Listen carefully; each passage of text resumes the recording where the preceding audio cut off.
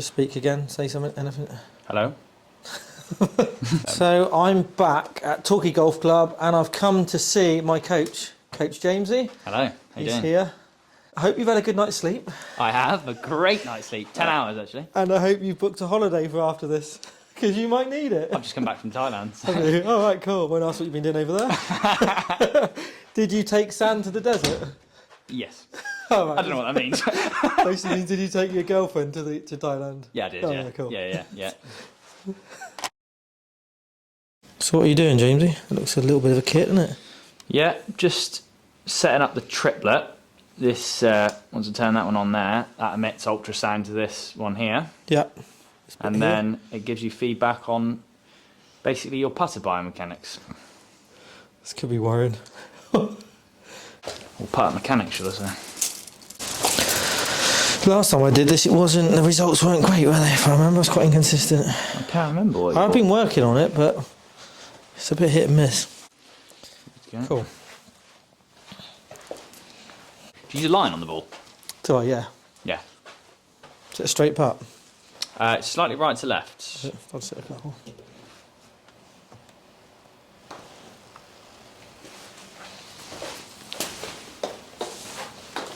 Ball on the spot, I guess. Makes sense, doesn't it? What length is it? 33? But like, I just chopped it down to where it was happy with. I think it's probably about 32 and a half, 33. I thought it was about 32. And it is a tank, isn't it? O-Works. O-Works one, yeah. Do you want me? I aim right at the hole, yeah. Yeah. Don't aim at the hole. Your alignment is somewhere, okay. somewhere around there. Depending on pace, you'll get a good idea. Once you. Is that right? Mhm. Do I just hit? Yeah, just hit a few putts first. Just get used to the before we take a reading. That wasn't great.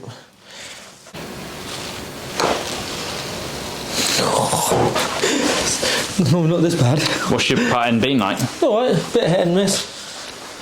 Yeah, I'm a bit streaky, but So you're left below right. Setup looks good. that's what I've worked on, really. Pushing it a bit. What's your bad putt? Push and a pull, or? Can be both, because I rotate face loads. Under pressure, I do that, so I almost fight it, so I almost push it to stop it going. Stop it going right. Stop it going left. Stop it going left, yeah. Oh.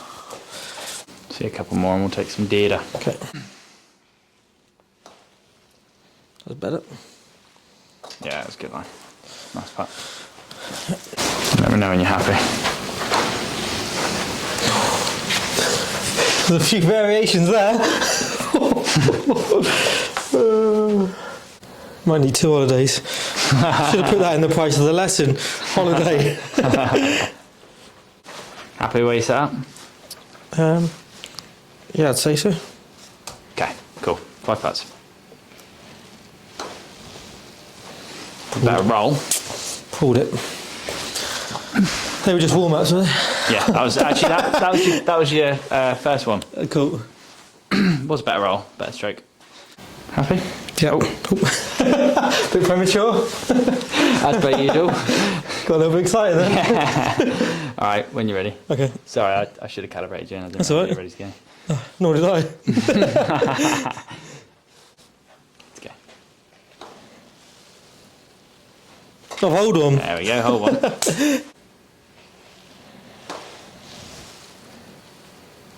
Hey. 2 out of 2. 2 out of 2, not bad. Even a bad putter holds putts.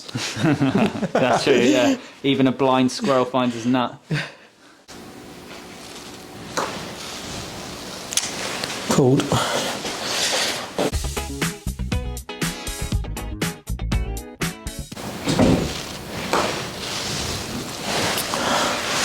All the practice I missed right and now I'm missing left. No, missing left. Yeah. Fun, isn't it? I think you're starting it more out of the hole and then going. Nope. One more.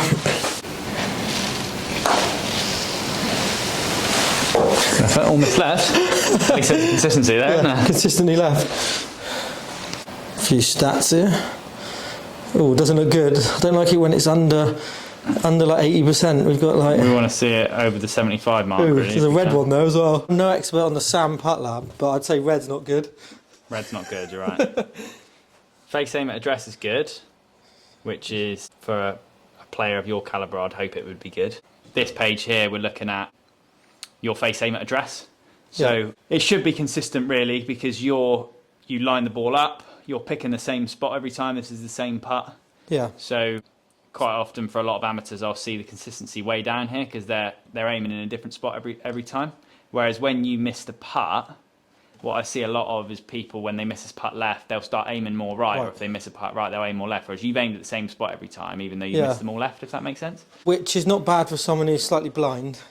There you go. I'll have to wear glasses and contact lenses. Yeah, so no, do you reckon that's more muscle memory than knowing where you're aiming? If you know it's the right I think edge so. putt, I think because you've played for such a long time, this first page should be kind of like a given, really. I would hope that you'd be able to pick a spot and aim at it if you hit sort of 10 putts in a row. So 0.3 close, which is nothing, is it? No, that's not much at all. So really, what I would be looking at there would be if you've missed all those putts left, you probably haven't aimed it far enough right. Yeah. On those putts. Okay. To hold it. Yeah. So it's good at address, but then again, we'll have a look at what's going on at impact. Yeah. Yeah. So you can see your face is open. So like on average, I think you spoke about this earlier, but like. Yeah. You're kind of pushing it out to the right, as you can see from your path here, but also kind of leaving the face open a little bit as well, and doing it fairly consistently. So it's kind of like a push, almost guarding against it going left, isn't it? Yeah, my yip is a straight pole, so. Right. Okay. Yeah, well, I just shut the club face massively down, and it goes straight left. So I presume I'm just fighting that all the time. Yeah. Yeah, it looks like it because it's fairly consistent. Like your path, like you say, it's just like a guided shove, isn't it? It's a nudge. Yeah. Nudge towards the hole. Yeah, there you go. You can see it. Yeah, that's quite a bit, isn't it? Yeah, it is a fair. That's the issue. It is fairly consistent, but what I'd be worried about is obviously whether that would change if you were under pressure, which I think it probably would a little bit. Yeah, 100%. Maybe start to get a little bit wobbly. In here, it looks really quite consistent, doesn't it? Yeah.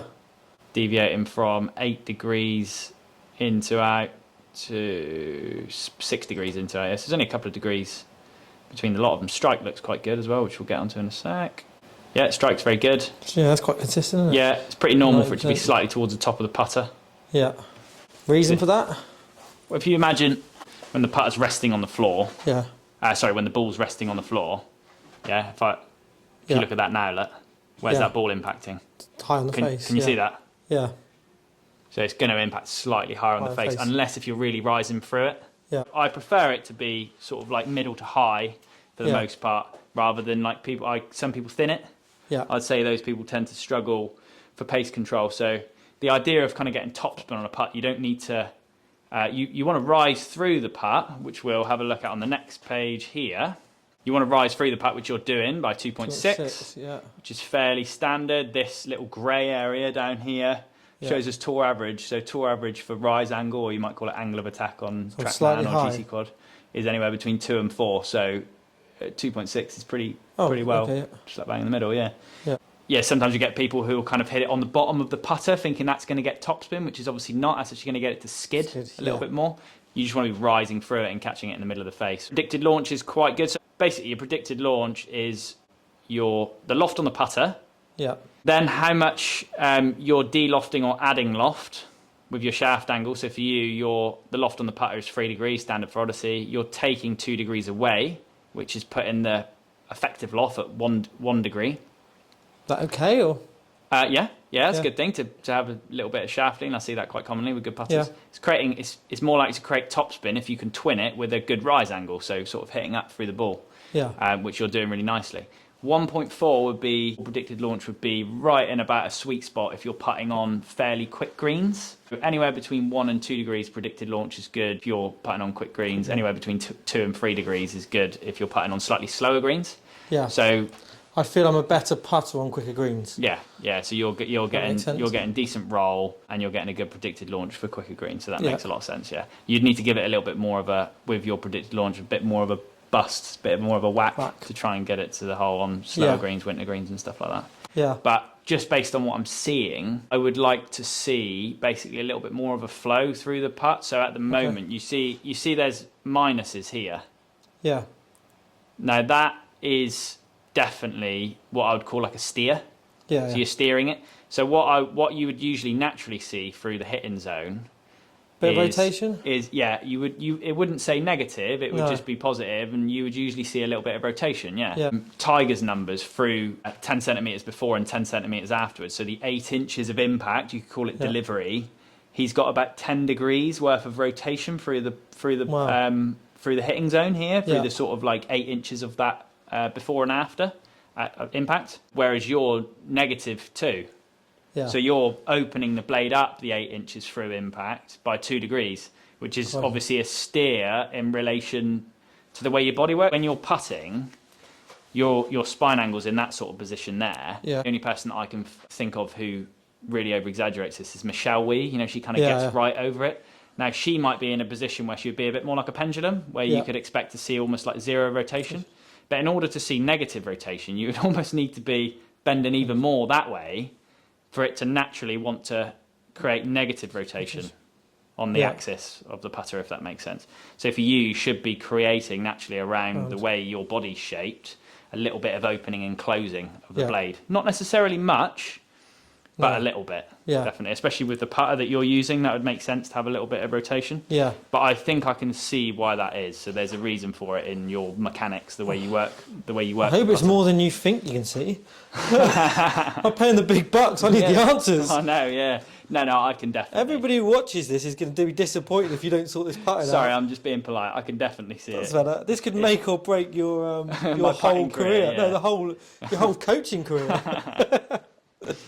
So this page here is looking at your face and its relationship to your path. All these paths should be obviously the same. Yeah. If you've seen the they're not, are they? the Visio putting mats, have you seen them? You see a lot of tour players using them. Yeah. So there'll be different grades, so like different amounts of arc. I'll show you them here actually. Cool, you got all the stuff, haven't you? All the gear, no idea. So these are really good. Oh yeah. Phil Kenyon design. Yeah. Putting legend and guru, I guess. Yeah. They're kind of like an all-in-one type of thing. You've obviously got like a gate for your ball to go through. This here is your path, obviously. So as long as you're, in essence, this is a grade 1, so there's a soft arc on here. Yeah. And I think it's 12 degrees of rotation of the blade by the last marker here. You can see that running along. Yeah. You might want to get a picture of it or something, or a view closer. Cool, yeah, I'll come in here and just show everybody. Yeah. Essentially, your path is good if your line on your putter is basically matching that line as it goes back, if that makes sense. Yeah. And then these ones here are what your face is doing. So your face, if it was like that, is obviously not matching the lines, if that makes sense. So these are really, really good. Yeah, these are really good templates for people to work on. What was one of them set you back? Around 40, I think. That's all right, yeah. Yeah, it's not too bad. It's worth its weight in gold. But that is kind of what this is based on. So you can see. So you can see yours is pretty good, although compare what we just saw there on the Visio putting mat. You can see how your blade doesn't ever really turn. It kind of just stays square, square, square, square, square. Yeah. And you can see obviously how it doesn't naturally kind of arc. Yeah. Which it doesn't necessarily need to. If you wanted to be square to square, that would be fine. But you can see how you're kind of really steering it out to the right to try and fight that bias that you don't like seeing off to the left. Which I can see what we need to do. Speed consistency is really good, and rhythm and tempo are really good. So we don't really need to go there. So if you were looking at this, you would ignore things because that's my speed consistency decent. You don't need to look at that. You'd highlight the point that you feel like that needs to be worked on. Yeah, exactly. Which is obviously the stroke, I guess. Yeah, it's well, it's the and the rotation. For you, it's definitely rotation of blade. Right, yeah. So what we could see here, face being 2 degrees open, path being 7 degrees left. Yeah. We need to try and make that a little bit more flowing. And when you say flowing... So I'm going to show you a video in a minute of one of your strokes. It's a little bit steery. Yeah. We need to work on your connection, basically. Brilliant. We need to work on your connection through the stroke. Strike's really good, so like we said, we can ignore that. Your launch angle's really good, your rise angle's really good, so we can ignore that.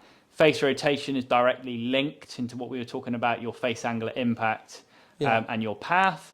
That's a byproduct, so we don't really need to look at too much of that. And your dynamics are good. So your Your timing's good, your speed consistency's good. So like you say, we ignore stuff that we don't need to look at to a degree. I sometimes, you know, people, a lot of the county players who've got real, you know, good putters, good numbers, I will mention something that they can work on every single graph. So I'll tell them, even if they're really good at something, I'll give them some drills that they can go away with to work on. Because the small margins mean so much, don't they? Yeah, small incremental little drills that they can do daily might just make difference. But I've got something that's more of an issue.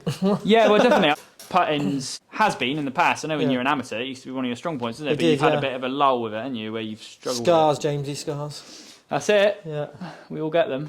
So where you can see your rotation was getting sort of negative, or you're opening up the face, steering it on the way through, reason being is as you're coming into the putt, you're starting to get more armsy and getting kind of like a chicken wing. Yeah. Like that, as you'll see from the video that I sent you.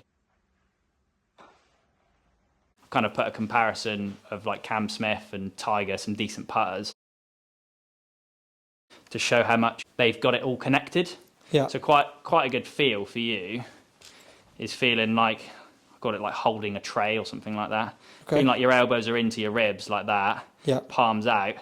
Then from there, in a little bit more of a palmy position on the putter, feeling like you're setting up there, and then feeling like it's all working together. Keeping that left arm against my body. Yep. Everything's now going through together.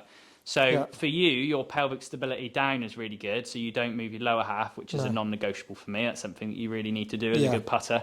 And your head stays nice and still until you impact the ball. So that's also a really, really good thing.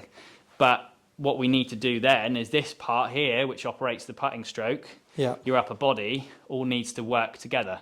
So a good drill for you would be to use a towel. What, dirty one? A filthy one like this. This is Placey's, not mine. Because my putting stroke's filthy.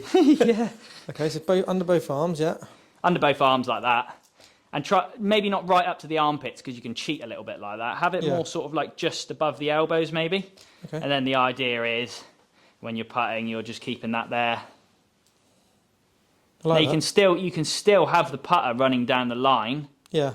Sort of on like a square back, square through kind of feel. But what you're not doing is creating that sort of motion there, which is pushing it. Yeah. Yeah. Okay. Club face is starting to open up. Yeah. So obviously, I don't know your putting as well as you. I can't vouch for the fact that your misses are left, and you're maybe doing that as a counter. Yeah. But I definitely know that as long as your alignment's good, and you work on this connection drill, you shouldn't over-release with that. Your over-release, or what you're calling your pull, definitely isn't a path issue, because we know that your path's off to the right. It will definitely be a club face issue where you're flicking it with your hands. Yeah. Whereas if you can get everything to work together, then you should start to take out that flickiness. And the bigger muscles controlling the smaller ones, right, the other way around. Okay, brilliant. Yeah. That's perfect. Well, it makes perfect sense. Yeah. Cool. A little bit of work to do then. Definitely. Lots of work to do before I next see you. Thanks, Jamesy. I'll take that away and I will work on that. It's another thing to work on. Good man. And I'll see you in a few weeks' time. Top man.